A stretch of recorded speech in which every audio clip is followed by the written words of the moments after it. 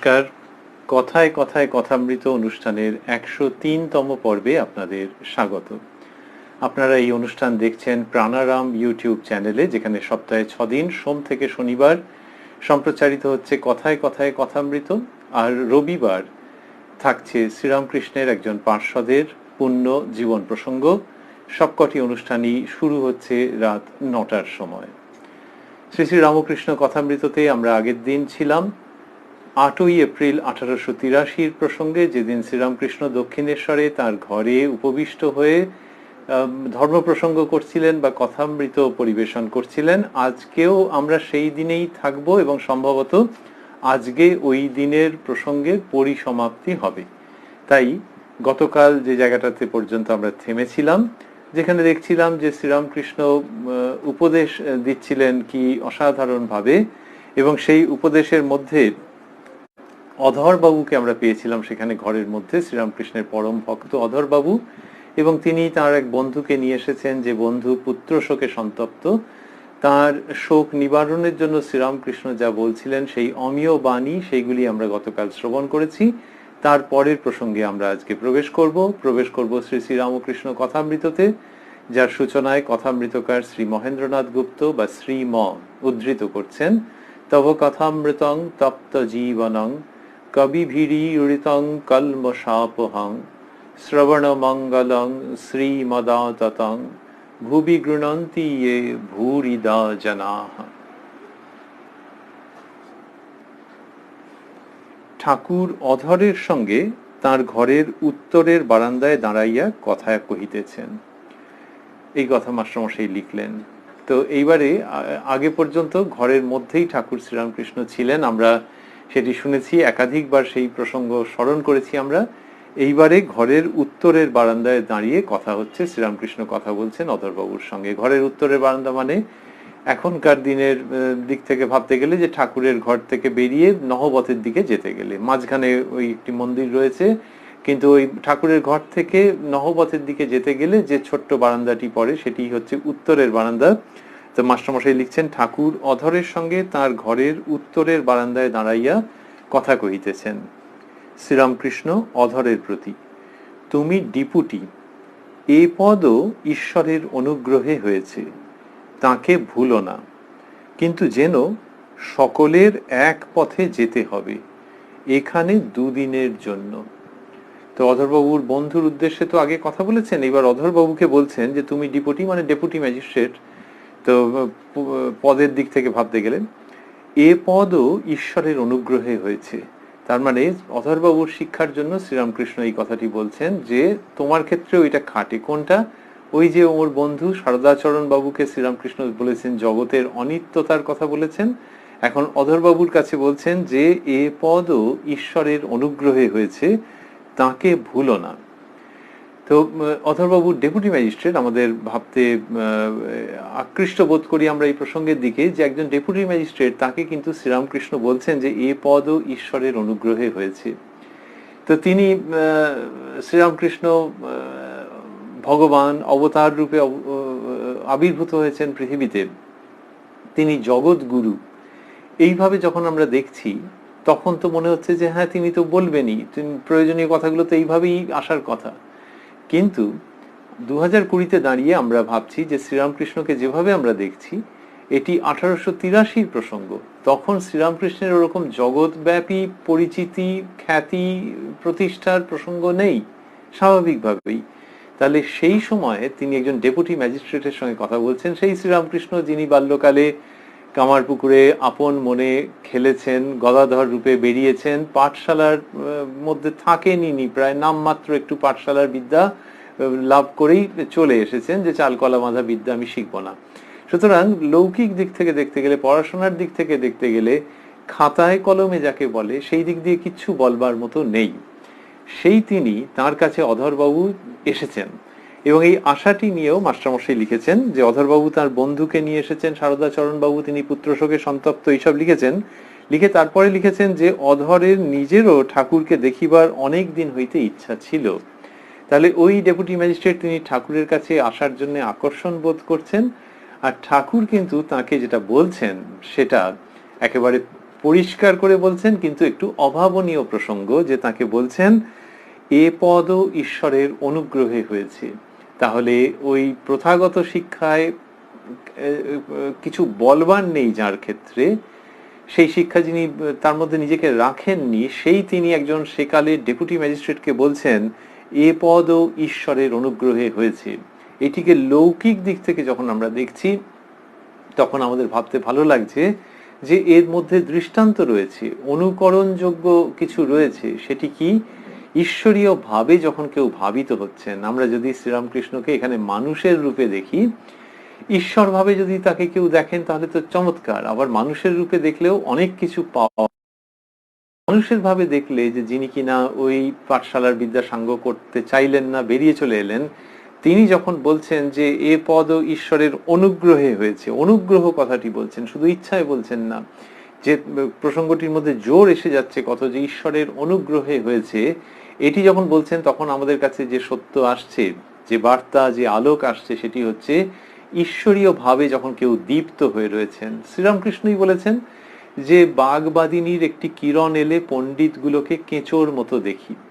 পণ্ডিতদের তিনি ছোট করেননি, হেও করেননি, কিন্তু বক্তব্য হচ্ছে যে পণ্ডিতদের দেখলে যেরকম এমনিতে ভয় লাগে, যে কত লেখাপড়া, না জানি আমি বলতে গিয়ে কি এদিক ওদিক হয়ে যাবে, না জানি তারা মাথা গরম করবেন কিনা, না জানি কোথাও সহবতের ত্রুটি হয়ে যাবে কিনা, এই সব যে একটা অজানা আশঙ্কা থাকে, একটা অজানা সংকোচ তৈরি হয়, সে সবার কিচ্ছু হয় না। কখন? যখন বাগবাদিনীর একটি কিরণ আসে, ওই মাতৃবন্দনা অপূর্ব ভাষায় বাগবাদিনীর একটি কিরণ এলে পণ্ডিতগুলোকে তিনি বলছেন কেঁচোর মতো দেখেন। সেই তিনি আমরা দেখেছি 5ই অগস্ট 1882 ঈশ্বরচন্দ্র বিদ্যাসাগর মশাইয়ের বাড়িতে গেছেন, প্রায় 5 ঘন্টা ধরে কথা হয়েছে, এবং সেখানে ঈশ্বরচন্দ্র শ্রবণ করেছেন, এবং শ্রীরামকৃষ্ণ কি বুদ্ধিদীপ্ত, যুক্তিসঙ্গত, আধুনিক অমৃত বর্ষণ করেছেন। সুতরাং মানুষের দিক থেকে দেখলে, যে মানুষ ঈশ্বরীয় ভাবে ভাবিত, ঈশ্বরের অনুভূতি যার হচ্ছে, ঈশ্বর দর্শন যার হচ্ছে, তিনি যখন কথা বলছেন তখন অন্যরা শুনছেন, শুধু তাই নয়, অন্যদের শোনবার মতো, অন্যদের কান পাতার মতো, অন্যদের মন দেওয়ার মতো। সেই রকম ভাবেই অধরবাবু মন দিয়েছেন এবং শ্রীরামকৃষ্ণের কথা গ্রহণ করছেন।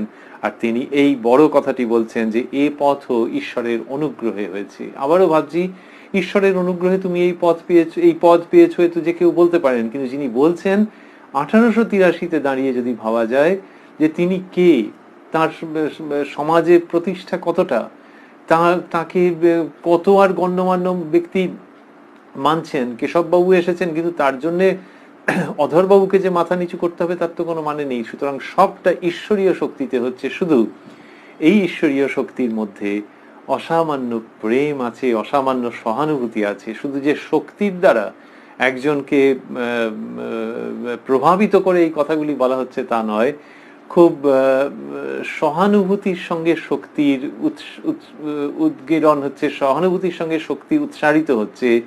এইটি যখন হচ্ছে তখন দেখতে পাচ্ছি যে শ্রীরামকৃষ্ণ এরকম ভাবে বলছেন এ পদও ঈশ্বরের অনুগ্রহে হয়েছে, তাকে ভুলো না, কিন্তু যেন সকলের এক পথে যেতে হবে এখানে দুদিনের জন্য। এই যেখানে বললেন যে কিন্তু যেন সকলের এক পথে যেতে হবে, সেইখানে মাস্টারমশাই কথামৃততে পাদটিকা লিখেছেন। তিনি লিখছেন, শ্রীযুক্ত অধরচন্দ্র সেন 1.5 বৎসর পরে দেহত্যাগ করেন। ঠাকুর ওই সংবাদ শুনিয়া অনেকক্ষণ ধরিয়া মার কাছে কাঁদিয়াছিলেন। অধর ঠাকুরের পরম ভক্ত। ঠাকুর বলেছিলেন, তুমি আমার আত্মীয়। অধরের বাড়ি কলিকাতা, শোভাবাজার, বেনেটোলা। এইসব কথা মাস্টারমশাই লিখলেন কথামৃততে এবং বললেন যে ঠাকুর বলেছিলেন তুমি আমার আত্মীয়। তো ওই যাকে বললেন যে কিন্তু যেন সকলের এক পথে যেতে হবে, তার ক্ষেত্রে 1.5 বছর বাদে কি হলো যে তার দেহত্যাগ হলো, এইটি মাস্টারমশাই লিখছেন। এবং ঠাকুর এই যে আগে থাকতে জেনে বলছেন, এই প্রসঙ্গ তো এসে যাচ্ছে যে তিনি জানেন যে অধরবাবুর আর আয়ু বেশি নেই, কিন্তু সেই জানলে অনেক সময় কি হয় যে একজন দেখতে পাচ্ছেন, এটা দেখতে পেয়ে এই কথাটি বললেন, তারপরে অধরবাবুর দেহত্যাগ হলো। তখন তিনি ভাবলেন যে হ্যাঁ, যেমন বলেছিলাম তেমনি। কিন্তু শ্রীরামকৃষ্ণের ক্ষেত্রে কি হচ্ছে যে ঠাকুর ওই সংবাদ শুনিয়া অনেকক্ষণ ধরে মার কাছে কাঁদিয়াছিলেন। অতএব মাস্টারমশাইয়ের কথার মধ্যে যে ইঙ্গিতটা থাকছে সেটি যেমন প্রাসঙ্গিক, যে ঠাকুর দেখতে পাচ্ছেন যে অধরবাবুর কি হতে চলেছে, তেমনি আবার অধরবাবুর বিয়োগ ব্যথায় মায়ের কাছে কাঁদছেন অনেকক্ষণ ধরে। এই কথা বললেন যখন, যে এখানে দুদিনের জন্য, তারপর বলছেন সংসার কর্মভূমি, এখানে কর্ম করতে আসা, যেমন দেশের বাড়ি কলকাতায় গিয়ে কর্ম করে। তো এই যে কর্ম করতে যে আসছে সেটির কথা বলছেন, যে যেমন দেশের বাড়ি কলকাতায় গিয়ে কর্ম করে, তো কলকাতায় কোনো একটা কাজের জন্য এসছে, কোনো একটা উদ্দেশ্যের জন্য এসছে, তেমনি সংসার কর্মভূমি। সংসার কর্মভূমি বললে এমনি যেমন হয় যে অনেক কাজ করবার জন্য, শ্রীরামকৃষ্ণ সেইভাবে বলছেন না, সেটা হচ্ছে ঈশ্বরকে পাওয়ার জন্য এই সংসার, মানে যে কাজগুলো করবে সেগুলো হচ্ছে ঈশ্বরকে পাওয়ার জন্য, এই অর্থে সংসার কর্মভূমি বলছেন। এইবারে বলে সেই কর্মের প্রকৃতি কি সুন্দর করে ব্যাখ্যা করবেন।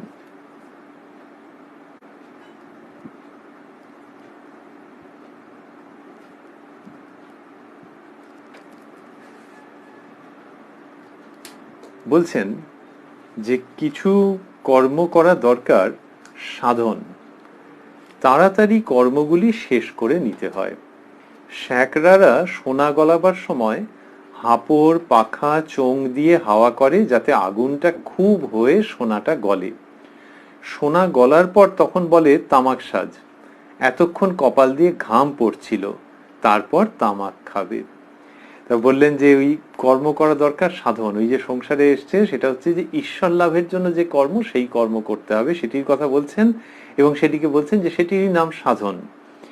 তাড়াতাড়ি কর্মগুলি শেষ করে নিতে হয়। অধরবাবুকে বলছেন যে তাড়াতাড়ি কর্মগুলি শেষ করে নিতে হয় বলে উদাহরণ দিলেন যে শ্যাকরারা সোনা গলাবার সময় হাঁপড় পাখা চোং দিয়ে হাওয়া করে, যাতে আগুনটা খুব হয়ে সোনাটা গলে। সোনা গলাচ্ছে মানে ছাঁচে ঢালবে, তার জন্য যে ক্রুড যে সোনা, সেই সোনাটাকে গলাতে হবে, তার জন্য একটা উচ্চ উষ্ণতা লাগবে। সেটা কিরকম ভাবে হবে, তখনকার দিনের যে পদ্ধতি বললেন যে হাঁপড় পাখা চোং দিয়ে হাওয়া করে, এবং তার জন্য বেশ খাটতে হয়। এবার যেই সোনা গলে গেল তখন সেটাকে ছাঁচের মধ্যে ঢেলে দিল, তখন নিশ্চিন্ত। তা বললেন সোনা গলার পর তখন বলে তামাক সাজ। এই যে আনন্দ, এই যে মজা, এই যে নিশ্চিন্ত ভাব, সেইটাতে আনছেন যে সেই নিশ্চিন্ত ভাবটা হতে গেলে তার জন্য আগে খুব পরিশ্রম করতে হয়। এবং বললেন যে এতক্ষণ কপাল দিয়ে ঘাম পড়ছিল, এই যে এতক্ষণ কপাল দিয়ে ঘাম পড়ছিল তার মানে যে শারীরিক পরিশ্রম করছিল, সেই রকম ঈশ্বর লাভের জন্য পুরো মনটা দিতে হয়। মন বুদ্ধি চিত্ত অহংকার যেভাবেই বলা হোক না কেন, সমস্তটা ঈশ্বরীয় সন্ধানের পথে প্রয়োগ করতে হয়, এবং সেইটার জন্য যে পরিশ্রম করতে হয় সেটা করতে হয়। তাই সংসার কর্মভূমি। বলেছেন কিছু কর্ম করা দরকার সাধন, এইরকম। এবারে সেটা হলে তখন খুব নিশ্চিন্ত, এই যে নিশ্চিন্ত ভাবটা সেটাকে আবার আনছেন। বললেন যে সোনা গলার পর তখন বলে তামাক সাজ, এতক্ষণ কপাল দিয়ে ঘাম পড়ছিল, তারপর তামাক খাবে। তার মানে ঈশ্বরীয় আনন্দে সে লীন হয়ে থাকবে, বুঁদ হয়ে থাকবে। বলছেন খুব রোগ চাই তবে সাধন হয়, দৃঢ় প্রতিজ্ঞা। তো এইটি বললেন যে খুব রোগ চাই তবে সাধন হয়, দৃঢ় প্রতিজ্ঞা। সবগুলোই অথরবাবুকে বলার জন্য, যার কিনা আয়ু আর বেশি দিন নেই। তার নাম বীজের খুব শক্তি, অবিদ্যা নাশ করে। বীজ এত কোমল, অঙ্কুর এত কোমল, তবু শক্ত মাটি ভেদ করে, মাটি ফেটে যায়। তা এই বলছেন যে তার নাম বীজের খুব শক্তি, ঈশ্বরের নাম। এই ঈশ্বরের নামের শক্তির দিকে অধরবাবুর দৃষ্টি আকর্ষণ করছেন। তাহলে ঈশ্বরের নাম করলে হবে, তিনি কতবার বলেছেন। আর বীজ মানে বীজ মন্ত্র। তো অধরবাবু যেভাবে অগ্রসর হবেন সেই রকম পথের দিশা দেখাচ্ছেন। তার নাম বীজের খুব শক্তি, তার মানে ঈশ্বরের নাম বীজ, সেগুলি তো কেউ কানে শুনছেন হয়তো, শুনে তারপরে সেটিকে নিয়ে সাধন করছেন। তাহলে এই যে যেভাবেই তিনি মন্ত্রটি পান না কেন, সেটিকে নিজে সাধন করছেন, তা দিয়েই হয়ে যাবে। এই শ্রীরামকৃষ্ণ তো মানুষের মন দেখতে পাচ্ছেন, ফলে অধরবাবুকে যেগুলি বলছেন সেগুলির ক্ষেত্রে কি হচ্ছে যে অধরবাবুর ভেতরের যে ভাব তার সঙ্গে মিলিয়ে, তার সঙ্গে সঙ্গতি রেখে এবং তার মঙ্গলের জন্য এই কথাগুলি বলা, যে যদি ওই ঈশ্বরের নাম বীজ তার যে সামর্থ্য শক্তি সেই সম্পর্কে কিছু সংশয় থাকে, সেটা দূরীভূত হয়ে যাচ্ছে। কি রকম ভাবে বলছেন এই কথা? যে এই অমৃত পরিবেশন করছেন যে তার নাম বীজের খুব শক্তি অবিদ্যা নাশ করে। তাহলে অবিদ্যা কোনটি? ওই যে অনিত্য বস্তুকে ধরে থাকা, অনিত্য বস্তুতে আসক্তি, তাই হচ্ছে অবিদ্যা। সেই অবিদ্যা নাশ করে তার নাম বীজ। তার এত ক্ষমতা যে মানুষের যুগ জন্ম জন্মান্তরের যে অবিদ্যা, সেই অবিদ্যাকে নাশ করে দেবে। শ্রীরামকৃষ্ণ বলছেন যে বীজ, এই গাছের বীজের কথা ভাবো, সেই রকম জায়গায় এনে দিলেন। বললেন বীজ এত কোমল, অঙ্কুর এত কোমল, তবু শক্ত মাটি ভেদ করে, মাটি ফেটে যায়। তার মানে কি? মাটি পরাস্ত হয়ে যায়। মাটি পরাস্ত হয়ে যায়, তার সমস্ত প্রতিরোধ চূর্ণ হয়ে যায়, এবং ওইখান দিয়ে সেই নবজাত যে প্রাণ, সে চোখ মেলে, মাথা তোলে। তেমনি ভেতরের যে আধ্যাত্মিক সম্ভাবনার অঙ্কুরোদ্গম, সেটি ওই নাম বীজের উপরেতে মনন করলেই হবে, নাম বীজে জল সার প্রয়োগ করলেই হবে। তা বলছে, এবং সেটা কি? অভ্যাসের দ্বারা হবে।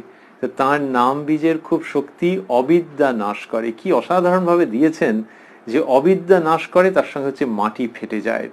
যদি সেরকম কোনো একটা চলচ্চিত্র থাকতো, ভিডিও থাকতো যে চচ্চর চচ্চর করে মাটি ফেটে যাচ্ছে, তাহলে সেটাতে কোনো আশঙ্কা নেই, ভারী আনন্দের কথা যে মাটি ফেটে যাচ্ছে এবং ভেতর থেকে নতুন প্রাণ সম্ভবায়িত হচ্ছে। তাহলে এই যে ভেতর থেকে নতুন প্রাণ উৎসারিত হচ্ছে, সেই রকম ভাবে আধ্যাত্মিক প্রাণ সাধক সাধিকার ভেতর থেকে উৎসারিত হচ্ছে, এবং অবিদ্যার, কুসংস্কারের, অন্ধ তামসের যে মাটি, শুকনো মাটি, সেই মাটি ফেটে যাচ্ছে, তার মধ্যে থেকে ওই সম্ভাবনা উৎসারিত হচ্ছে, তারই অঙ্কুরোদ্গম হচ্ছে। তা বললেন অবিদ্যা নাশ করে, বীজ এত কোমল, অঙ্কুর এত কোমল। তাহলে ঈশ্বরের নাম, তাতে করে মনে হতে পারে যে তো নাম তো খুব সুন্দর, সে হাততালি দিয়ে নাম করা যায়, গান গাওয়া যায়, কিন্তু পুরো ব্যাপারটি তো খুব সুন্দর, মৃদু, মধুর, অনেক ক্ষেত্রেই খুব মধুর নাম লোকে বলে। তাহলে এই সমস্ত মধ্যে একটা মৃদুতা আছে। আর যে সংস্কার, ভেতরে কামনা বাসনা জমাট বেঁধে, সে তো একটা সাংঘাতিক বস্তু। কিন্তু ওই যে কোমল নাম, সেই ওই সাংঘাতিক বস্তুকে ফাটিয়ে দেবে, তাকে পরাস্ত করবে, তাকে দূরীভূত করবে, করে সেইখান থেকে সম্ভাবনার অঙ্কুরোদ্গম হবে। তাহলে বীজ এত কোমল, অঙ্কুর এত কোমল, তবু শক্ত মাটি ভেদ করে, মাটি ফেটে যায়। মন্ত্র শক্তির সম্পর্কে শ্রীরামকৃষ্ণ এই যে উক্তি করছেন, এটি অসামান্য। এর মধ্যে যেন মনে হয় প্রাণের বিজ্ঞান রয়েছে, আবার খুব মনের বিজ্ঞানও রয়েছে, এবং আধ্যাত্মিকতার অপূর্ব সম্ভাবনার কথা ইঙ্গিতে বলা রয়েছে, যেটি বুঝতে বাকি থাকছে না যে তিনি কি বলতে চাইছেন। তারপরে বললেন, কামিনী কাঞ্চনের ভিতর থাকলে মন বড় টেনে লয়, সাবধানে থাকতে হয়। কামিনী কাঞ্চনের ভিতর থাকলে মন বড় টেনে লয়, সাবধানে থাকতে হয়। ত্যাগীদের অত ভয় নাই, ঠিক ঠিক ত্যাগী কামিনী কাঞ্চন থেকে তফাতে থাকে। তাই সাধন থাকলে ঈশ্বরে সর্বদা মন রাখতে পারে। এই কথা বলছেন। যা বললেন অধরবাবু সংসারী মানুষ, তো তাকে বলছেন কামিনী কাঞ্চনের ভিতর থাকলে মন বড় টেনে লয়, সাবধানে থাকতে হয়। তাহলে মানুষ কি করবে? শ্রীরামকৃষ্ণ যে কামিনী কাঞ্চন বলছেন, তো সংসারী মানুষ তো তারই মধ্যে, কিন্তু তিনি কতবার বলেছেন যে মনে মনে ওই আসক্তি ত্যাগ করতে হয় বিচারের দ্বারা, সদসৎ বিচারের দ্বারা, যে কোনটি নিত্য কোনটি অনিত্য, এই রকম বিচার করতে করতে মন থেকে অনিত্য বা অসৎ বস্তু ত্যাগ করতে হয়। শ্রীরামকৃষ্ণ এইভাবে বলেছেন। তো সংসারী মানুষের জন্য তিনি তো কত রকম ভাবে বলেছেন যে মনেতেই বদ্ধ, মনেতেই মুক্ত। ঈশ্বর কে কোথায় আছেন, সেইটা কে কোথায় আছে সেটা দেখেন না, তিনি মন দেখেন, ভাবগ্রাহী জনার্দন। কত রকম ভাবে শ্রীরামকৃষ্ণ এই প্রসঙ্গটি বলেছেন। এখানে বলছেন কামিনী কাঞ্চনের ভিতর থাকলে মন বড় টেনে লয়, সাবধানে থাকতে হয়।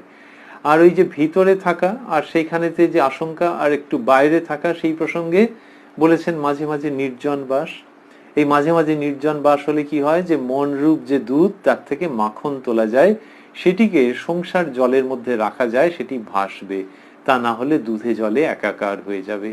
আর প্রথম প্রথম একটুখানি বেড়া দিতে হয়, ফুটপাথের চারা গাছ, বেড়া দিলে গাছ ঠিক থাকে, পরে বড় হয়ে গেলে হাতিতে টানলেও সে কিছু তার করতে পারে না। তো এই যে শ্রীরামকৃষ্ণ নানান রকমের উদাহরণ দিয়েছেন, সেই তিনিই বলছেন। তাহলে অধরবাবুকে কি তিনি এগুলো বললেন? উত্তর হচ্ছে অধরবাবুকে বিভিন্ন সময় বলে থাকতে পারেন। আর যারা আমরা কথামৃত পড়ছি, শুনছি, মনন করবার চেষ্টা করছি, আমাদের কাছে সাময়িক বাণী হিসেবে আসছে যে এইরকম এরকম ভাবে শ্রীরামকৃষ্ণ সাধন সংকেত প্রদান করেছেন। তো বললেন যে কামিনী কাঞ্চনের ভিতরে থাকলে, কামিনী কাঞ্চনের ভিতর থাকলে মন টেনে লয়, কামিনী কাঞ্চনের ভিতর থাকলে মন বড় টেনে লয়, সাবধানে থাকতে হয়। ত্যাগীদের অত ভয় নাই, ঠিক ঠিক ত্যাগী কামিনী কাঞ্চন থেকে তফাতে থাকে। ত্যাগীদের অত ভয় নাই, তার মানে ভয় আছে। তা কামিনী কাঞ্চন তো তিনি তো তার থেকে দূরে। ওই যে শ্রীরামকৃষ্ণ বলছেন মনেতেই ত্যাগ, তা মনেতেই বদ্ধ, মনেতেই মুক্ত, এইসব বলেছেন। সুতরাং ত্যাগী যিনি, যিনি সংসার থেকে দূরে আছেন কোন আশ্রমে, সেই তিনিও ভয় মুক্ত নন। শ্রীরামকৃষ্ণ বলছেন ত্যাগীদের অত ভয় নাই। তাহলে কেন অত ভয় নাই? তার কারণ তিনি ওরকম একটা পরিবেশ তৈরি করে রেখেছেন যেখানে কিনা এই যে আসক্তির উপাদানগুলি, আসক্তির উৎসস্থলগুলি, সেখান থেকে তিনি দূরে রয়েছেন। সেই জন্য অত ভয় নাই, যে ওর জন্যে যে প্রভাবটা পড়বে সেটার সম্ভাবনা কম। এই যে ভয়ের কথা বলছেন যে ত্যাগীদের অত ভয় নাই, তাহলে কি কামিনী কাঞ্চন শেষ পর্যন্ত ভয়ের বস্তু? শ্রীরামকৃষ্ণ কাঞ্চন নিয়ে কোনো সংশয় নেই। যে আর যদি কেউ বলেন যে তাহলে কাঞ্চন লাগবে না, তারও উত্তর কত রকম ভাবে দেওয়া আছে যে হ্যাঁ, সেটা শুধু বেঁচে থাকার জন্য, যে এই মানুষের জীবনটাই ঈশ্বর লাভের জন্য। ওই যে বললেন যে সংসার কর্মভূমি, তাহলে বেঁচে থাকার জন্য পয়সা কড়ি লাগবে সেই পর্যন্ত, তার বেশি আর নয়। তার বেশি হয়ে গেলে কিন্তু ভয় আছে। সুতরাং কাঞ্চনে ভয়। তেমনি কামিনী, তাহলে কামিনী বলতে স্ত্রী জাতিকে বোঝাচ্ছেন। তো তার মধ্যে তো সকলেই আছেন, বড় সমবয়সী ছোট সকলেই আছেন। তো শ্রীরামকৃষ্ণ যখন বলছেন তখন হচ্ছে যে হ্যাঁ, সকলেই আছেন, তাদের সঙ্গে সম্পর্ক রয়েছে, কিন্তু ওই যেখানটা যেরকম যেরকম সম্পর্ক, তার থেকে বেশি যদি আসক্ত হয়ে যায় কেউ, তাহলেই হচ্ছে গন্ডগোল। সেই আসক্তি থাকলে কি হবে? প্রথমত ঈশ্বরের দিকে মন দিতে পারবে না, আরেকটা হচ্ছে সেই আসক্তির বস্তুকে ধরেও রাখতে পারবে না। সেইখান থেকে তার এই কামিনী কাঞ্চন উক্তিটি করা, কিন্তু কোনো মতেই তিনি কাউকেই খাটো করছেন না, অন্যভাবে দেখাচ্ছেন। বলছেন যে আমার মাতৃভাব। তার মানে স্ত্রীলোকের প্রতি ওই দৃষ্টি যখন খুলে যাচ্ছে, তাহলে ভয় টয়গুলো কার? যিনি ঈশ্বরীয় পথে এগোতে চাইছেন। যিনি এগোতে চাইছেন না, তিনি যদি এই কথা গ্রহণ না করেন, না করলেন আর কি করা যাবে?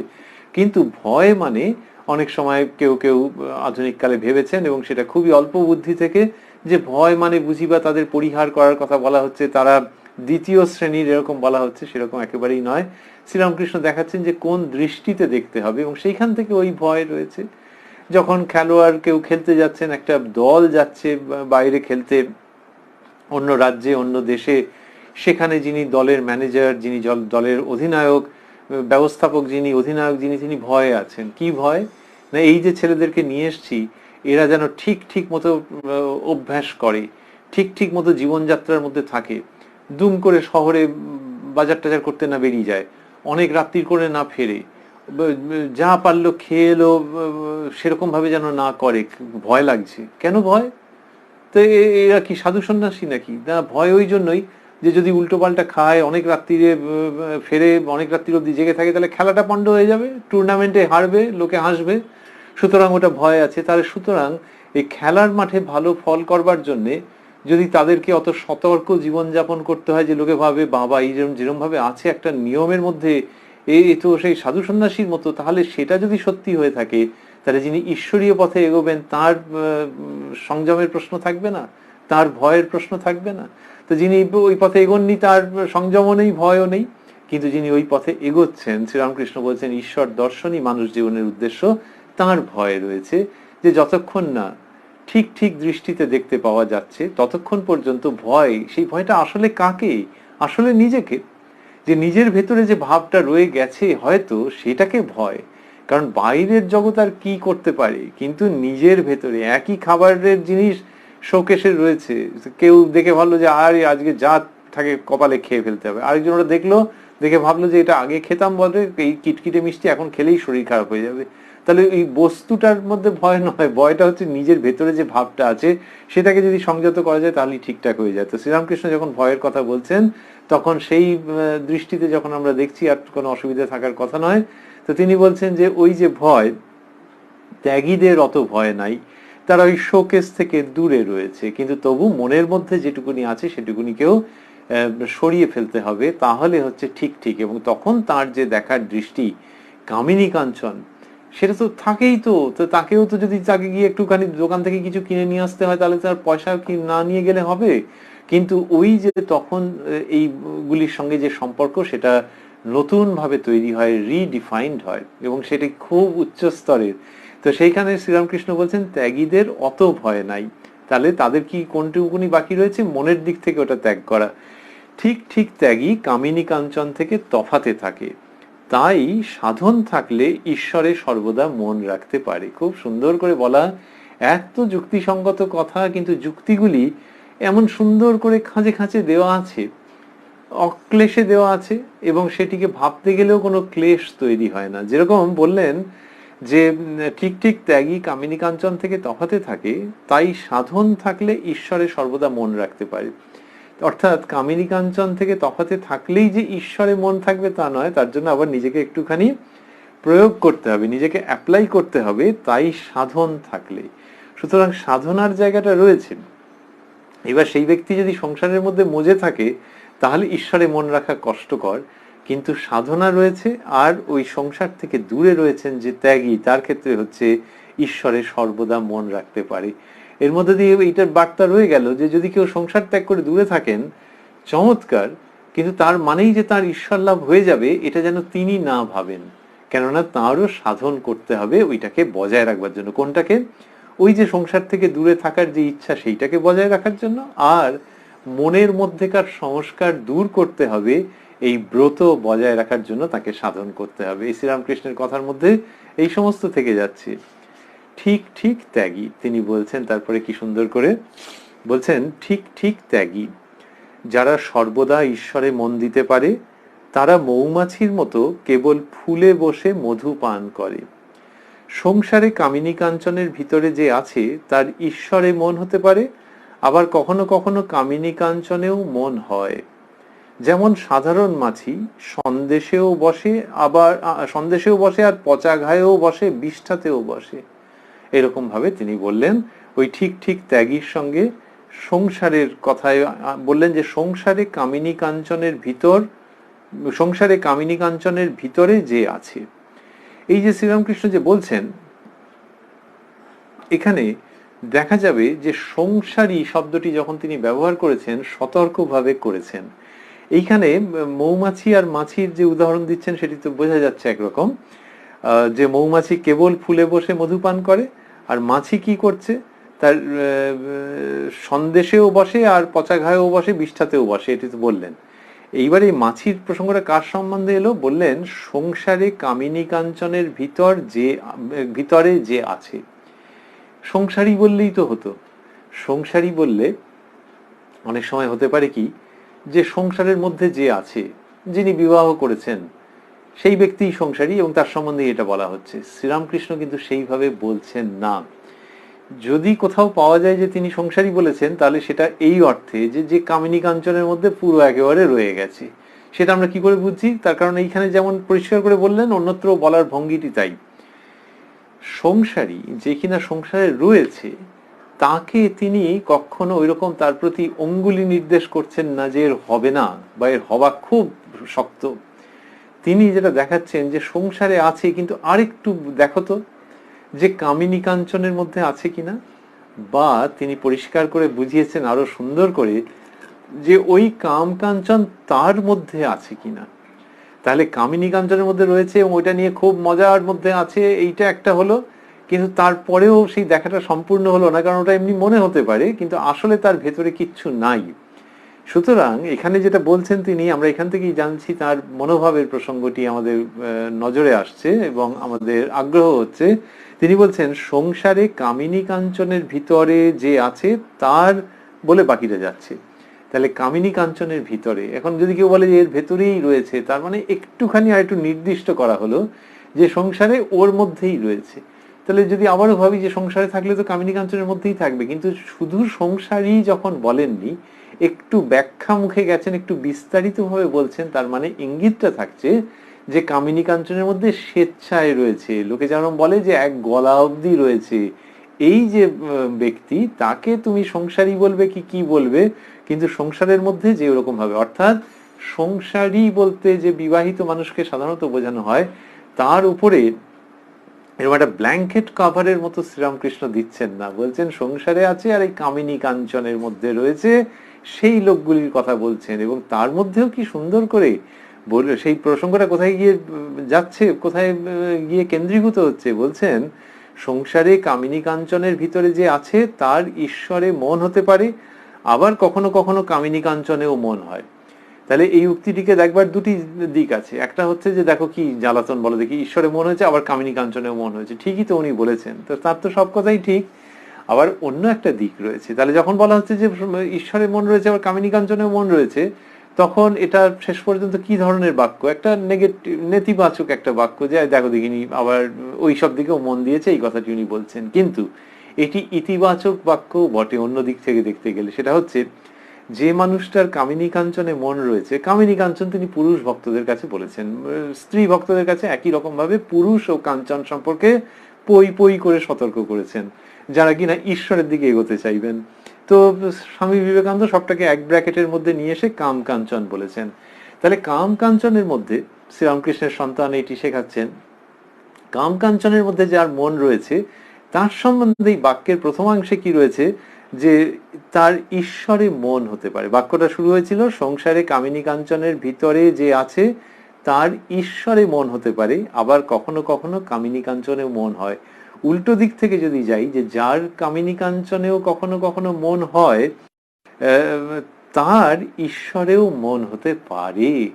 এটি তো পুরো জিনিসটিকে দেখবার একটা সদর্থক জায়গা, সদর্থক একটা দৃষ্টিকোণ, যে কামিনী কাঞ্চনে মন হচ্ছে মানে সে একেবারে ঈশ্বরের রাজ্যে ডুমড, লেবেলড, গায়ের উপরে কন্ডেমড ছাপ মারা তা নয়। কেন না, শ্রীরামকৃষ্ণের শ্রীমুখের উক্তি অনুযায়ী যে তার ঈশ্বরেতেও মন হতে পারে, সুতরাং আশা আছে।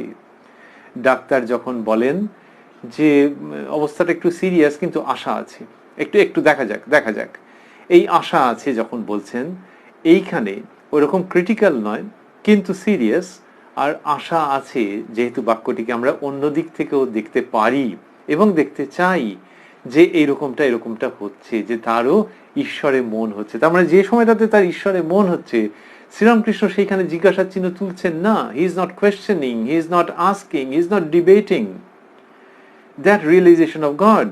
তো সুতরাং ঈশ্বরেতে মন হচ্ছে সেই লোকটার, যে লোকটার দেখো দেখিনি কি জ্বালাতন, মাঝে মাঝে এই সংসারে কামিনী কাঞ্চনে মন হয়। এই পুরো উক্তির মধ্যে একটা অসাধারণ আলো, একটা অসাধারণ সূর্য রশ্মি, একটা সানশাইন, এই সানশাইন খেলা করে শ্রীরামকৃষ্ণের উক্তির মধ্যে। এইখানে সেটি দেখতে পাওয়া যাচ্ছে, যেখানে বলছেন ঈশ্বরেতে মন হতে পারে, ঈশ্বরে মন হতে পারে, আবার কখনো কখনো কামিনী কাঞ্চনেও মন হয়, কখনো কখনো কামিনী কাঞ্চনেও মন হয়। তার মানে তো একটা অন্য অংশ তার ঈশ্বরের দিকে রয়েছে। তো সুতরাং এবারে তার চয়েস, ওই কামিনী কাঞ্চনে যে মন দিচ্ছে ওটা যদি সরিয়ে নিয়ে আসে, তাহলে জীবনটা পুরো সানশাইনের, সূর্যের রশ্মিতে, সূর্যের স্নানে জীবন স্নাত হয়ে যাবে বলে এইসবগুলো বললেন। তারপরে বলছেন ঈশ্বরেতে সর্বদা মন রাখবে, প্রথমে একটু খেটে নিতে হয়, তারপর পেনশন ভোগ করবে। অধরবাবু ডেপুটি ম্যাজিস্ট্রেট তাকে একদম অফিসিয়াল ল্যাঙ্গুয়েজে বলছেন যে তারপর পেনশন ভোগ করবে। তা তখনকার দিনে পেনশন পেত এরকম কটা লোক আছে। এখনকার দিনে যেমন পেনশন কথাটা লোকে মানে বোঝে, কিন্তু তখনকার দিনে সরকারি চাকরি, পেনশন এই আর কজনের হতো। কিন্তু অধরবাবুর কাছে গিয়ে অধরবাবু যখন তার সঙ্গে কথা বলছেন তখন এই কথাটি বললেন। এগুলো ভাবলে অবাক হতে হয় যে পেনশনের কথাটা অধরবাবুর কাছে বলছেন। এইগুলো তো কখনো হয় না যে অধর আসবে আর তাকে এইটা বলবো, আর এসছেন অধরবাবু তার ওই দুঃখী বন্ধুকে সঙ্গে নিয়ে, শারদাচরণকে নিয়ে এসেছেন, কিন্তু অধরবাবুর সঙ্গে যখন বলছেন তখন পেনশনের কথাটা বলে দিলেন। এটা ঠিক যিনি কিনা ভালো স্পিকার, ওরেটর, কমিউনিকেটর, তার ক্ষেত্রে যে এই রকম গুণ সবসময় থাকবে এ মনে হয় না। শ্রীরামকৃষ্ণের ক্ষেত্রে বিদ্যুৎ চমকের মতো এই যে বুদ্ধির দীপ্তি, সেটা দেখতে পাওয়া যাচ্ছে। শুধু বিদ্যুৎ চমকালে লোকে ভয় পেয়ে যায়, আর এই বিদ্যুতের যে চমক সেটা মনকে পরিচ্ছন্ন করে দেয়।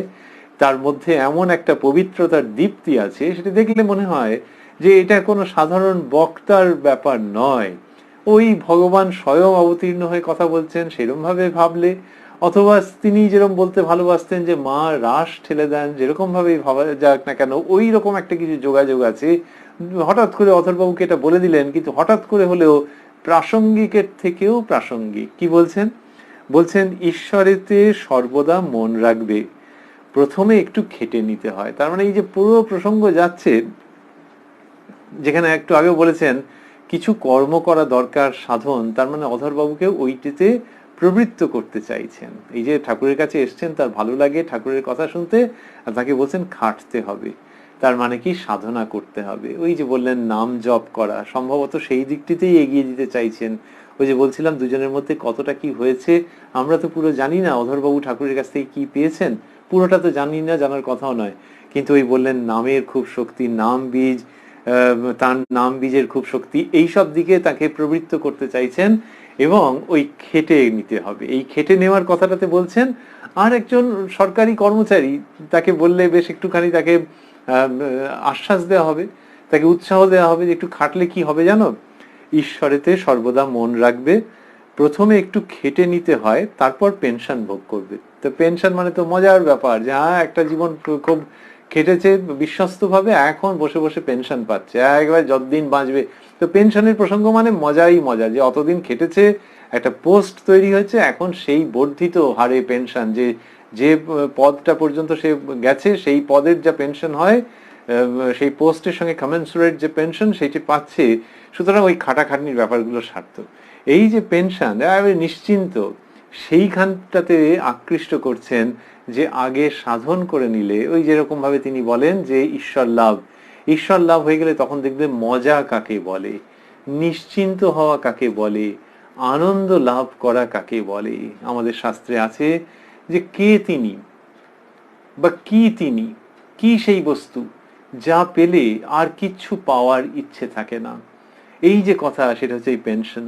পেনশন মানে তখন আর কোনো ফিরে তাকাতে হবে না। তার এমনিতে লোকে কি পেনশন পেলে আর কোনো তার চিন্তা থাকে না তা নয়, কিন্তু যে লোক চাকরি করেছে, অনেক পরিশ্রম করেছে, সকালবেলায় গেছে সন্ধ্যেবেলায় ফিরেছে, তারপর যখন সে পেনশন পাচ্ছে, এমনিতে একটা মনে হতে পারে যে চাকরি নেই বলে একটা মনে মনে দুঃখ, সেটার প্রসঙ্গ আসছে না, কিন্তু পেনশনের প্রসঙ্গটা যখন নেওয়া হচ্ছে, তখন সেই লোক ভাবছে যে এই রকম, এই জন্য বলে যে এই ধরনের চাকরি, এই আরাম, এটা অন্য কোথাও পাওয়া যাবে না, যে এই বয়সে এইরকম পেনশন পাওয়া যাচ্ছে, ওইখান থেকে ওটাকে মেলানো হচ্ছে। তো এখানেও সেরকম হলো যে এইরকম ঈশ্বরের জন্য যদি পরিশ্রম করে, তারপরে সে ওটা পাবে, এবং পেনশন যখন পাচ্ছে তখন আনন্দই আনন্দ, যে বাবারে বাবা, সে রোজ যাতায়াত খাটাখাটনি এটা ওটা, তারপরে এর সঙ্গে মনোমালিন্য, ওকে বুঝিয়ে বলো, সেখানে আন্দোলন থামাও, এই সমস্ত, এখন পেনশন। ওই যে যেটা, সেইটার সঙ্গে এটাকে মেলানো হচ্ছে, যে সাধন যখন করতে হবে তখন তোমার পরিশ্রম আছে, মনের সঙ্গে যুদ্ধ আছে, তোমাকে নিয়ম করে করতে হবে, এইসবগুলো করতে হবে, করলে দেখবে যা তুমি পাবে, তারপরে আর কিছু পাওয়ারই থাকবে না। যে যা লাভ করলে আর জীবনে আর কিছু পাওয়ার থাকে না, আর কোনো প্রশ্ন থাকে না, জীবনের মধ্যে কোনো সংশয় থাকে না, জীবনের মধ্যে কোনো দুঃখ থাকে না, সেই ধর্ম বস্তু, সেই সত্য বস্তু, সেটি পাবে। শ্রীরামকৃষ্ণ বলছেন যে তারপর পেনশন ভোগ করবে, ঈশ্বরেতে সর্বদা মন রাখবে, প্রথমে একটু খেটে নিতে হয়, তারপর পেনশন ভোগ করবে। এই কথা শ্রীরামকৃষ্ণ যে বলছেন, এটির সঙ্গে সঙ্গে 8ই এপ্রিল 1883 প্রসঙ্গ শেষ হচ্ছে। দক্ষিণেশ্বরে আমরা ছিলাম, এরপরে যাব অন্য জায়গায়, কিন্তু শ্রীরামকৃষ্ণ নিজের ঘরে বসে সকাল থেকে যে ধর্ম প্রসঙ্গ করছিলেন, তার মধ্যে কি অপূর্ব ভাব আমরা পেয়েছি। সেটি করতে করতে এই প্রসঙ্গ শেষ হচ্ছে, এর পরে আমরা যাব পুজো বাড়িতে যাব।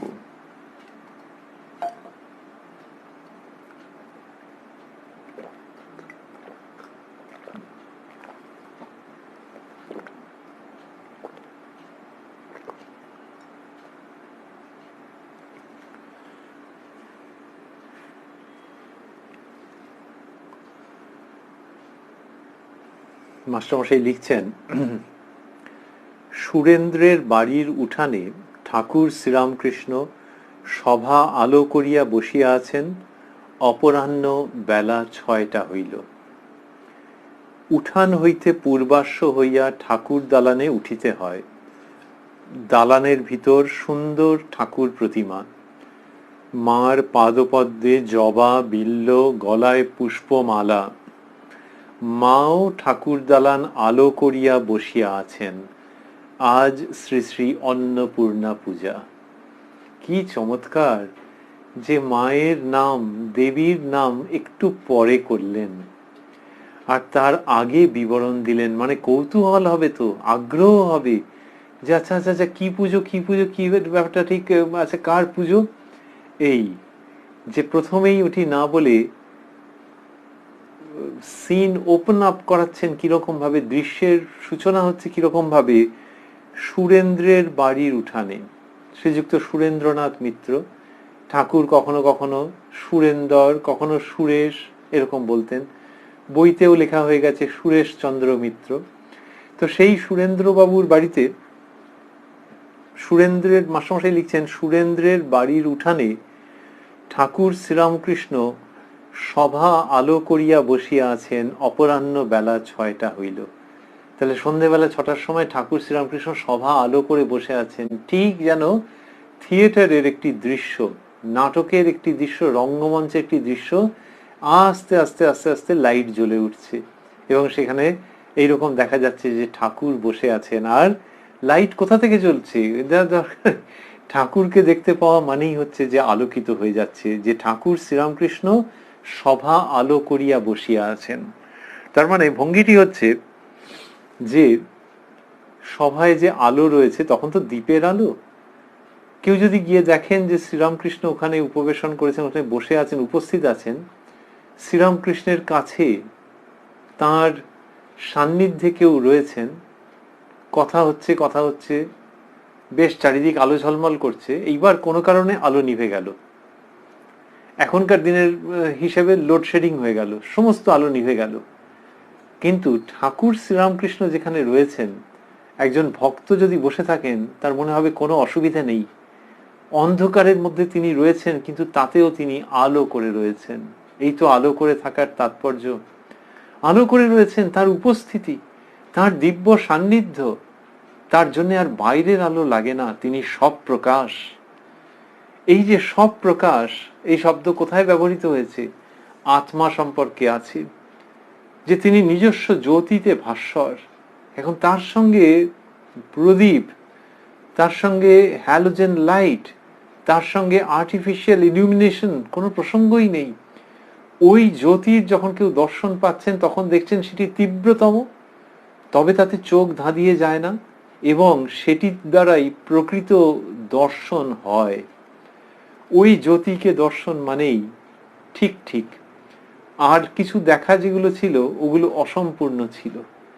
তাহলে ওই স্বয়ং জ্যোতি শ্রীরামকৃষ্ণের সেই ভাব, সেই জন্য সভা আলো করিয়া বসিয়া আছেন। এমনি তাহলে বিবরণটি কিরকম যাচ্ছে, যে মাস্টারমশাই যখন দেখছেন এবং তিনি পাঠক পাঠিকাকে, ভক্তদেরকে দেখাচ্ছেন যে ওখানে যাই ইলুমিনেশন থাকুক না কেন, সেটি যত ক্যান্ডেল পাওয়ারই হোক না কেন, লুমেন লাক্স যা দিয়ে সেটাকে মাপি না কেন, সেইটার জায়গাতে উপস্থিত হলে দেখা যাচ্ছে যখন ঠাকুর রয়েছেন, যে আসলে ইনি আলোকিত করে রয়েছেন, এর তুলনায় অন্য আলো কম পড়ে যাচ্ছে, ফিকে মনে হচ্ছে, অপ্রাসঙ্গিক বোধ হচ্ছে। এইটা শ্রীরামকৃষ্ণ সম্পর্কে বলছেন। উপনিষদে আত্মার জ্যোতি সম্পর্কে বলা হচ্ছে, ত্বমেব ভাতি অনুভাতি সর্বং, তোমার জ্যোতিতেই সমস্ত কিছু জ্যোতির্ময় হয়ে রয়েছে।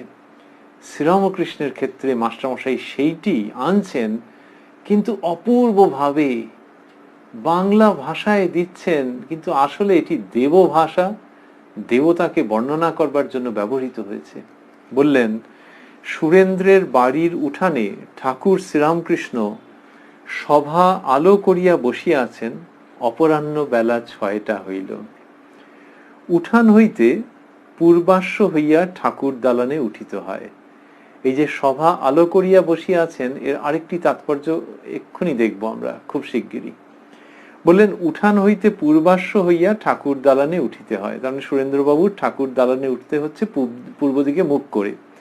দালানের ভিতর সুন্দর ঠাকুর প্রতিমা, মার পাদপদ্মে জবা বিল্ল, গলায় পুষ্পমালা।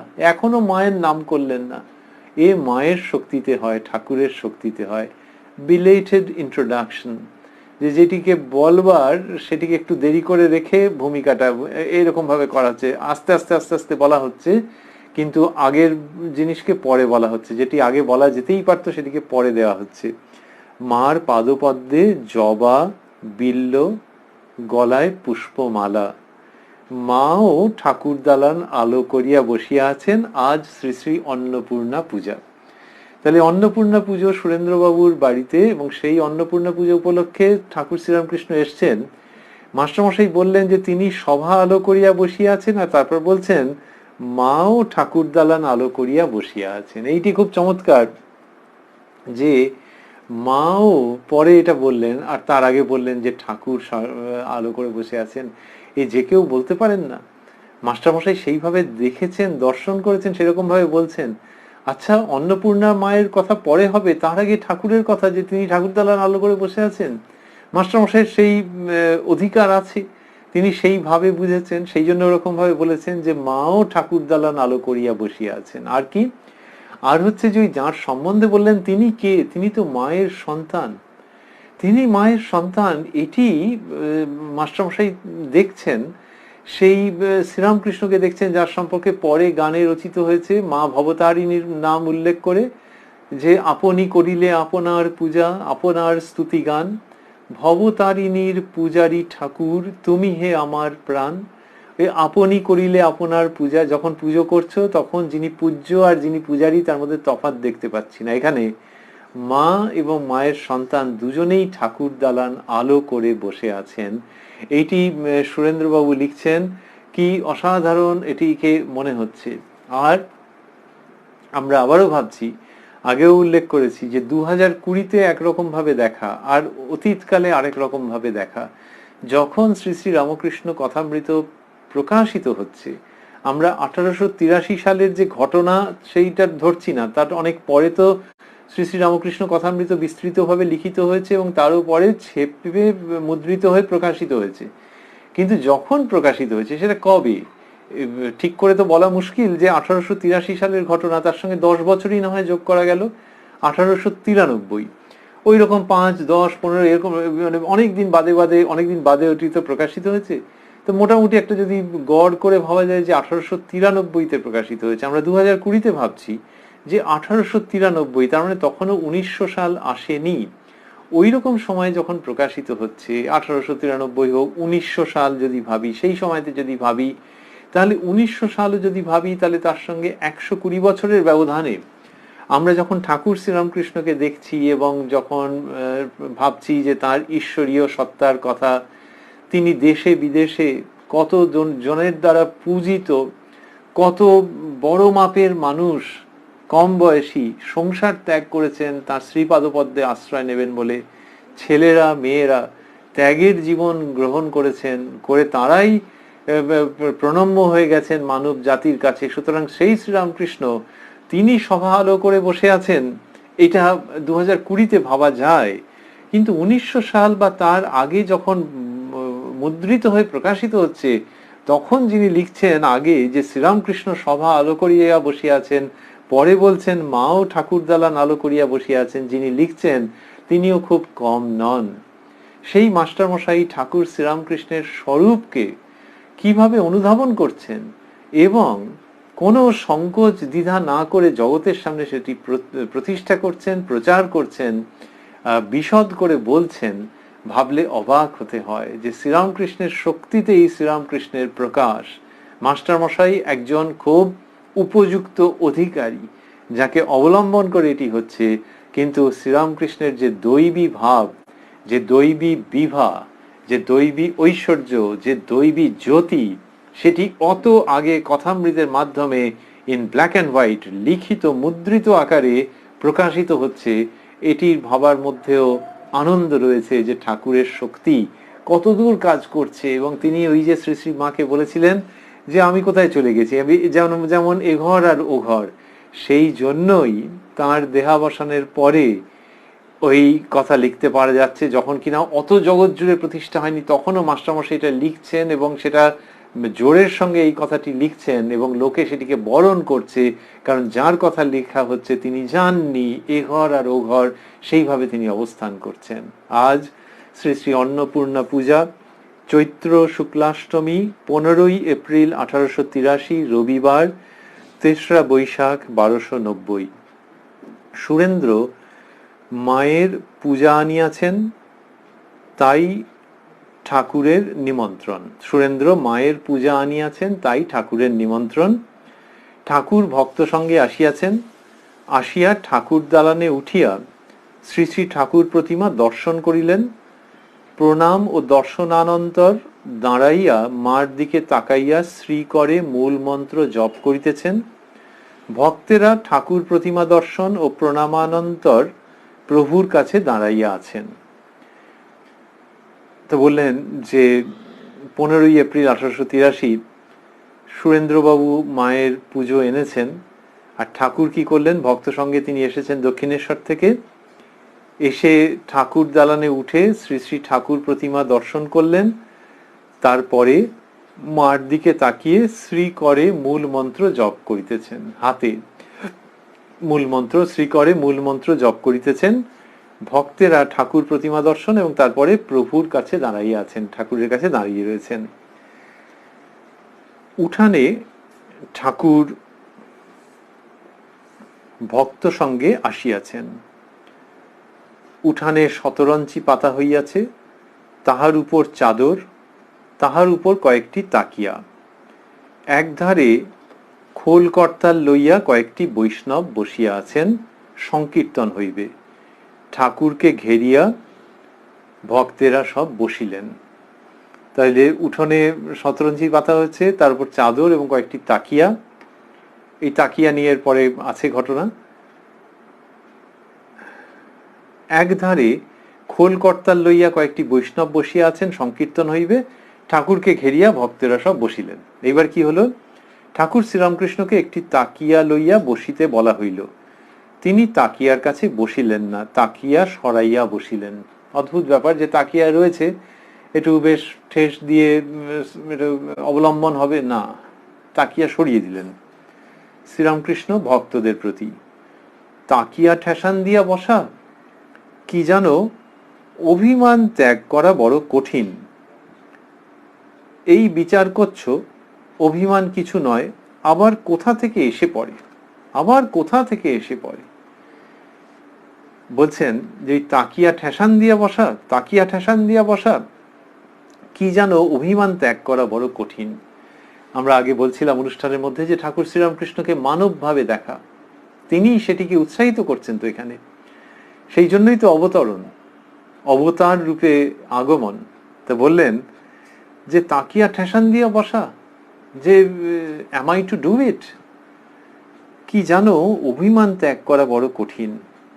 এই বিচার করছো অভিমান কিছু নয়, এই সমস্ত। তাহলে এই তাকিয়া ঠেসান দিয়ে বসার সঙ্গে অভিমানের কি?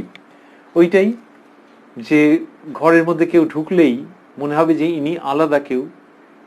সবাই তো আর তাকিয়া ঠেসান দিয়ে বসেনি, আর তাদের বসার কথাও নয়, এই তো ভাব। তো সেখানে তিনি বসা মানেই একটা আলাদা কেউ। এই আলাদা কেউ মানে তিনি ধর্মজগতে এই সবগুলোর মধ্যে একদম নয়।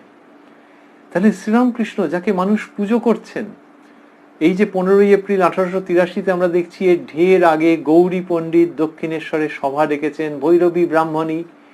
গৌরী পণ্ডিত ঘোষণা করেছেন শ্রীরামকৃষ্ণের অবতারত্ব সম্পর্কে, ভৈরবী ব্রাহ্মণী সর্বসমক্ষে এরা এই যে ঠাকুরকে প্রতিষ্ঠা করছেন যে তিনি অবতার। তোতাপুরীজি শ্রীরামকৃষ্ণকে অদ্বৈত মন্ত্রে দীক্ষিত করেছেন এবং তার অসাধারণ সিদ্ধি দেখে নিজেই বিস্মিত হয়ে গেছেন। কেশবচন্দ্র সেন এসেছেন, মানিগুণী অনেক লোক এসেছেন শ্রীরামকৃষ্ণের কাছে। তো তিনি তো গিয়ে একটু তাকিয়া ঠেসান দিয়ে বসবেন না, দেখা যাচ্ছে যে তিনি কেয়ারফুল, তিনি সতর্ক। কেন বলছেন, কি জানো অভিমান ত্যাগ করা বড় কঠিন। তাহলে এখানে মানুষের ভাবে তিনি এটি দেখাচ্ছেন যে তিনি তন্ত্র মতে, বৈষ্ণব মতে, অদ্বৈত মতে সাধনা করেছেন, সিদ্ধিলাভ করেছেন, কিন্তু তবুও তাকে সতর্ক থাকতে হচ্ছে যে অভিমান যেন না আসে। অভিমান মানে অহংকার। এবং সেই জন্য তাকিয়া ঠেসান দিয়ে বসবেন না। এটি মানুষের কল্যাণের জন্য ভগবান এসে এরকম দেখাচ্ছেন, এবং সেটা খুব যুক্তিসঙ্গতভাবে দেখানো, যে যেটার উপরে তুমি অবলম্বন করছো এইগুলো তো অনিত্য।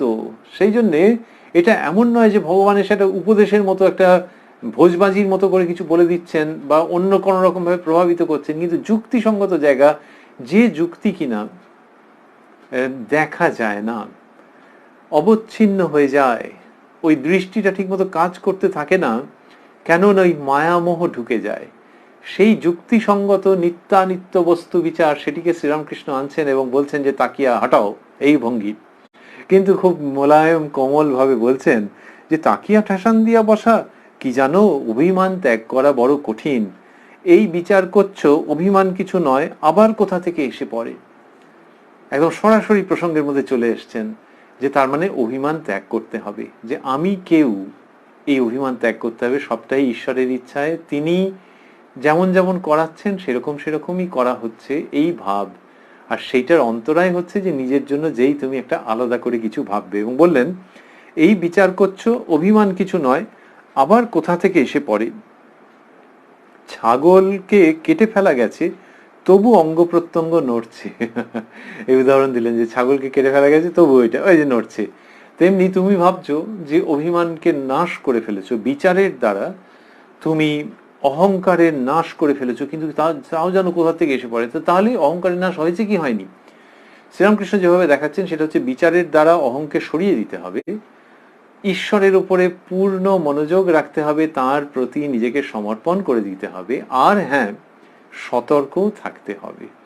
সতর্কও থাকতে হবে যে যেগুলোকে অবলম্বন করে অভিমান চলে আসতে পারে সেগুলোকে দূরে রাখতে হবে।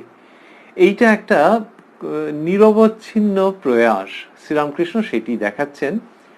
এমন হতে পারে যে এটি তিনি দেখাচ্ছেন প্রবর্তকের জন্য, যে যার কিনা এখনো বস্তুলাভ হয়নি, কিন্তু যখন কথামৃতের মধ্যে এই কথাগুলি পাওয়া যাচ্ছে, তখন আর কোথায় ওরকম ভাববার জায়গা যে একদম সিদ্ধের জন্য কোন জায়গাগুলি, প্রবর্তকের জন্য, সাধকের জন্য। সুতরাং প্রবর্তক সাধক যারা ওই পথে এগোচ্ছেন তাদের সকলের জন্যই সিদ্ধের প্রসঙ্গটি আলাদা, কিন্তু তবু শ্রীরামকৃষ্ণ বলেছেন যে সব হয়ে গেছে তবু সাবধান থাকতে হয়, এই সমস্ত নানান রকম ভাবে বুঝিয়েছেন। তার মানে হচ্ছে যে ওই যে আসক্তির বস্তু, সেইখান থেকে যেখান থেকে অহং উৎপন্ন হয়, তার থেকে দূরে থাকাটা হচ্ছে বুদ্ধিমানের কাজ। এই জায়গাটিকে আনছেন এবং এনে বললেন যে ছাগলকে কেটে ফেলা গেছে, তবু অঙ্গ প্রত্যঙ্গ নড়ছে। স্বপ্নে ভয় দেখেছো, ঘুম ভেঙে গেল, বেশ জেগে উঠলে তবু বুক দূর দূর করে। অভিমান ঠিক সেই রকম, তাড়িয়ে দিলেও আবার কোথা থেকে এসে পড়ে। অমনি মুখ ভার করে বলে আমায় খাতির করলে না। উদাহরণ দিচ্ছেন এটি, যে ওর যেন একটা অভিমান হয়, তা বলছে যে তাড়িয়ে দিলেও আবার কোথা থেকে এসে পড়ে, মানে আত্ম অহংকার, অভিমান। তো সে তাকে তাড়িয়ে দিলেও আবার কোথা থেকে এসে পড়ে। অমনি মুখ ভার করে বলে আমায় খাতির করলে না। তার মানে এই অভিমান যে এসে গেছে তার কিরকম একটা দৃষ্টান্ত দিচ্ছেন, স্যাম্পল। সেটা হচ্ছে যে আমায় খাতির করলে না। এটা মানুষের প্রায়ই হয়ে থাকে, যার যেটুকুনি পজিশন আছে, যেটুকুনি একটা কিছু মান সম্মানের অবস্থান আছে, সেইখান থেকে সে ভাবে যে আমাকে খাতির করলে, আমাকে আমাকে দেখে উঠে দাঁড়ালো না, আমার দিকে তাকিয়েও যেন তাকালো না, ফোনে আমি একটা কি কথা বলতে যাচ্ছিলাম মাঝখান থেকে কেটে দিল, তার মানে আমায় খাতির করলে না। বাবা, এত অহংকার যে আমায় খাতির করলে না। আসলে অহংকার তার কিনা জানা নেই, কিন্তু নিজের তো বটেই, এইটা এসে যায়। কিন্তু শ্রীরামকৃষ্ণ যখন বলছেন তার মধ্যে সমালোচনার কষাঘাত নেই, কিন্তু সীমাবদ্ধতার দিকে খুব সহানুভূতির সঙ্গে অঙ্গুলি নির্দেশ আছে, যে দেখো এইগুলোর জন্য এইগুলোর থেকে সাবধান থাকতে হয়। এবং কি অপূর্ব হিউমারের সঙ্গে যে বলছেন যে অমনি মুখ ভার করে বলে আমায় খাতির করলে না, তো সেই জন্য সাবধান থাকতে হয়।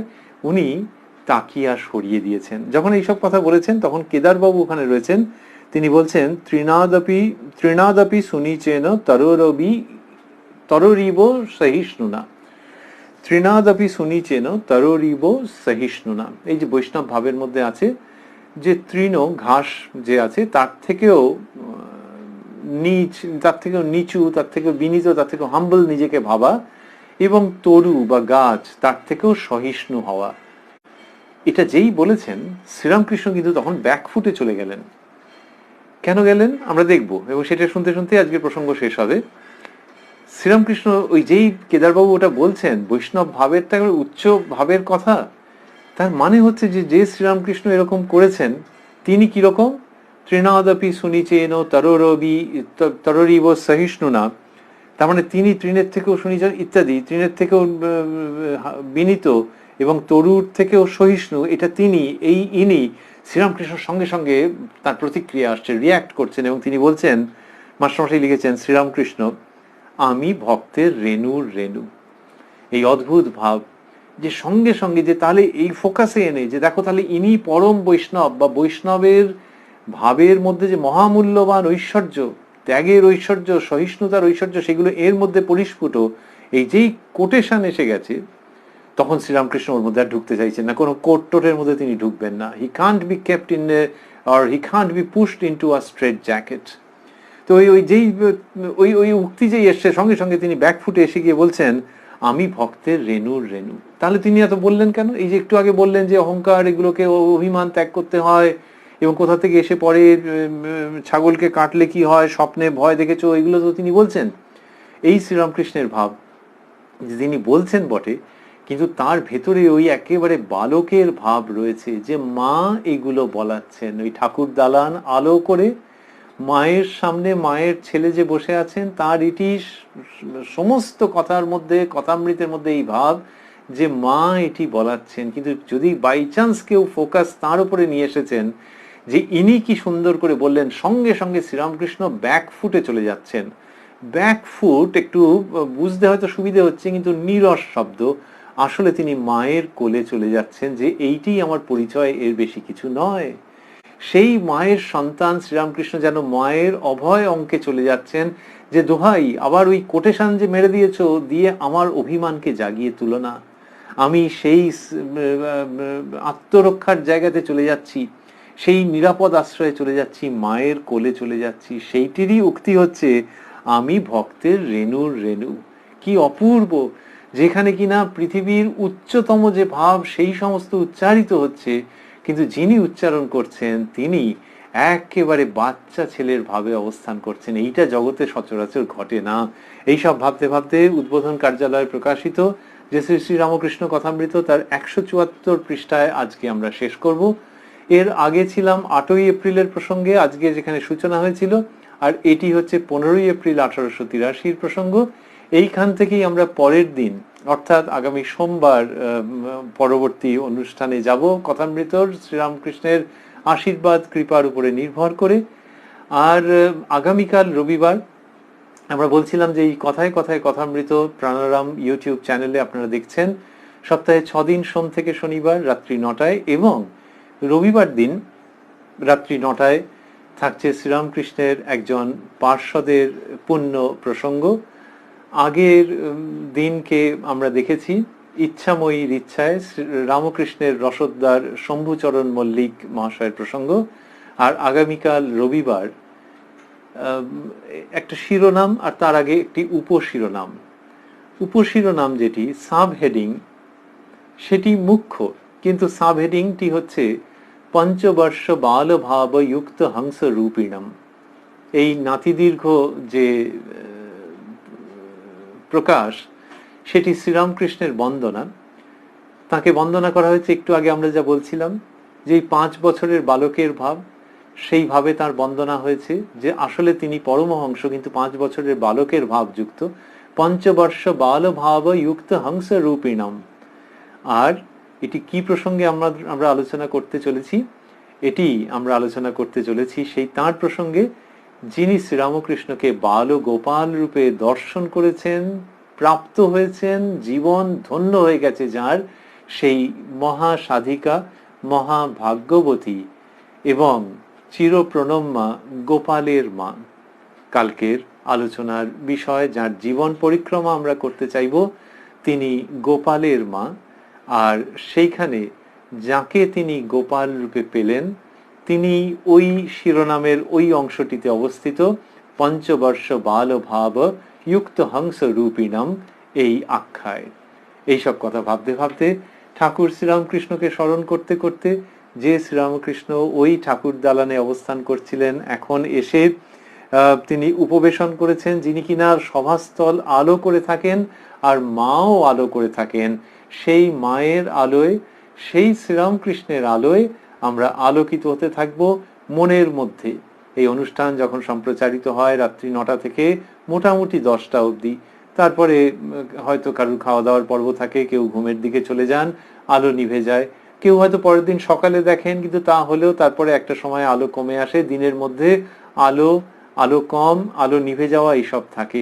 কিন্তু যেমনই হোক না কেন, যার শ্রীমুখের কথা নিয়ে আমরা রয়েছি, যে অমৃত নিয়ে রয়েছি, এবং যিনি সভা আলো করে থাকেন, মায়ের সঙ্গে যিনি সহাবস্থান করেন এবং সানন্দে সভা আলো করে থাকেন, সেই শ্রীরামকৃষ্ণের কাছে প্রার্থনা যে বাইরের আলো কমুক, বাড়ুক, নিভে যাক, যাই হোক না কেন, তিনি যেন এইভাবেই আমাদের অন্তঃস্থলকে চিরকালের জন্য আলোকিত রাখেন এবং তার আশীর্বাদ আমাদের উপরে চিরতরে বর্ষণ করতে থাকেন।